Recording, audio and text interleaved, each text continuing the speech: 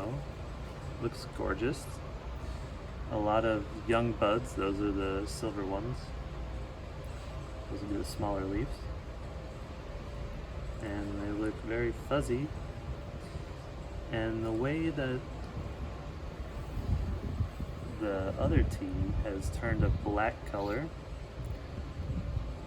looks very good from a aging perspective. We gotta ask ourselves what's happened to this tea over the last 10 years since it was produced. And right now I'm already starting to try to flex it. And that is, I've got my thumbs on top and my other fingers on the bottom.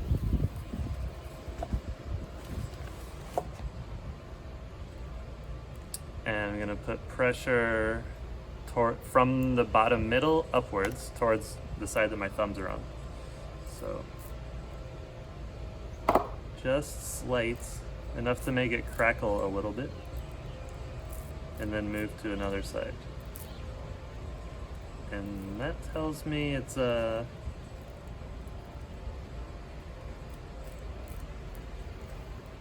pretty dense cake.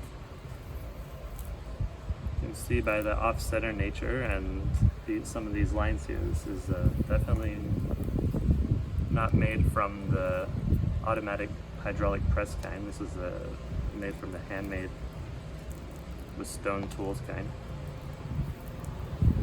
Now I'm going the opposite way and pushing down with my thumbs and pulling up from the bottom around the sides. And I'm gonna do this for a while. Just flex it as much as I can until I hear the crackling. But always let up, never follow through and try to, because the sides would break off if I really tried to make them break this way. I don't want to do that yet. So once I hear it and feel it having some give, I just want to let up and let it go back.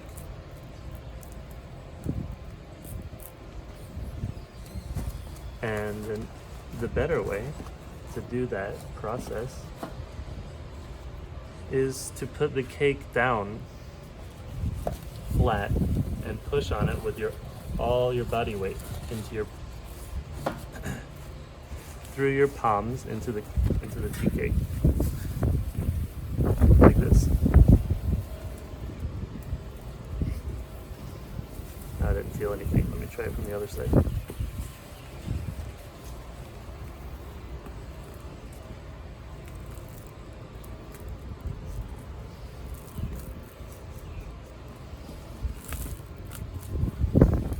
This is really a lot of force that I'm using.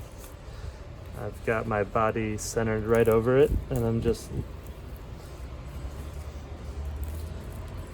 letting it all down. And the table is stopping the edges from curling back so far that it snaps or anything. You can just push as hard as you want when you do it this way. And you should do it this way. It's a great way to loosen it up. And this you might start to see a little bit places where it's going to crack when you're opening it later. And I'm going to go back and keep doing like before. Pushing with my thumbs now. Oh, that one felt big, like it wants to break in half. And now pushing up. Okay, it is starting to break now, just from doing this. So, probably time to use the knife and the trick.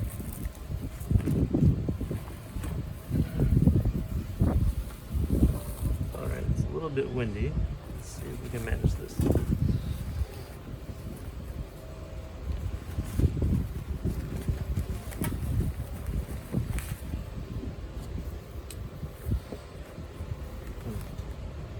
I don't think I want the tray yet. Okay. So it's starting to break now. And when if it's gonna break like that, I'll just let it happen. What I'm doing is wiggling it like this. I'm never ever letting anything be forced. This only opened up by itself.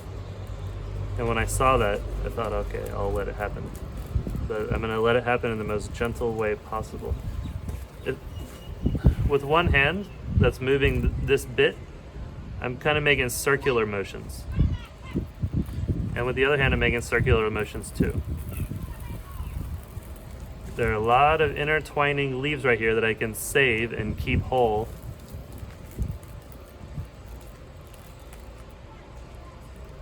If I can finesse it. And that is key. That's something that's worth doing, learning how to do, practicing every time, trying to improve your whole leaf to broken leaf ratio. Okay.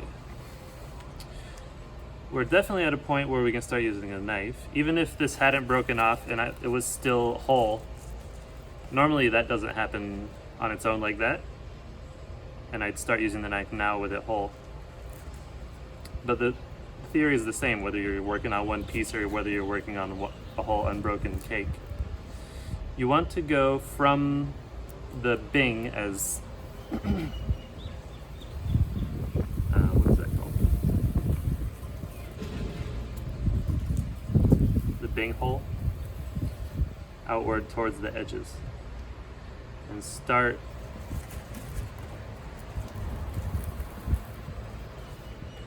somewhere like here, halfway up this little cliff, if you will. So that would be here.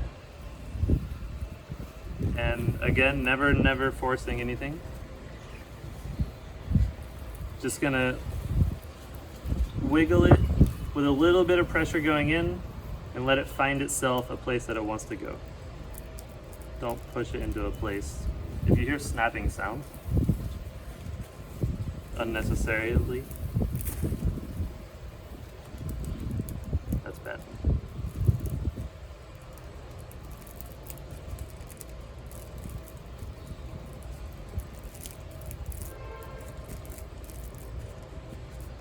And you don't even have to keep going until it breaks. You can just stop where you are, do the same thing from a nearby point in the middle going out towards the edges again. Now I'm at a really dense spot, so I'm being really patient. Okay, I do have to push hard now. Okay, now it's found a little bit of breathing room. I'm gonna do this up and down, circles. And I'm gonna come out and start again. I haven't broken off any pieces yet because you don't break them off. You let them come off by themselves. If it's not coming off by itself, just keep pulling out and finding another spot to come in from. And look how there are all these layers that you can see from this cross section. This is a very good breakup so far. And my MO is to just go in and then wiggle it left and right, clockwise and counterclockwise like that. Big circles with both hands when you get something like this. I should probably start using that now.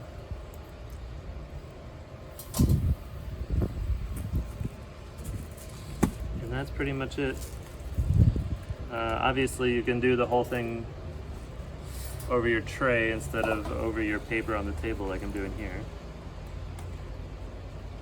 But rest assured this tray will get plenty of use by the time this entire cake is broken up. Just started without it, because the whole cake doesn't really fit in there with room for my hand to work. And it takes a little while, but just stop when you get to pieces this size, you know? Something that will fit into your teapot. Not this, but something 1/3 the size of this. And the same principles apply. Very gentle, just start from the beginning. Flex up, flex down for a while. Rotate it, start flexing again. This guy will break up without me touching it with a knife or anything like that at this point. It's already thin enough. Just be really patient. Take a long time, and you'll be greatly rewarded with better leaves.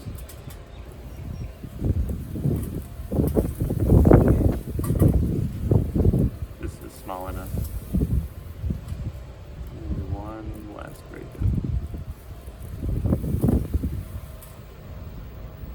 Okay. Pretty leaves.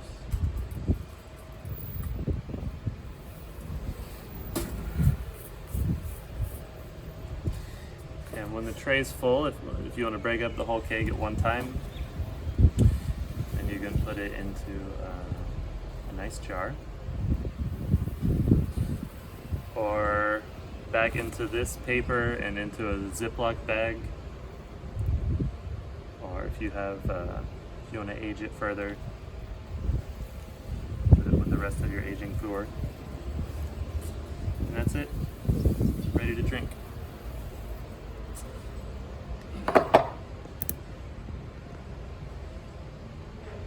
I hope you enjoyed watching me starting to break up this cake.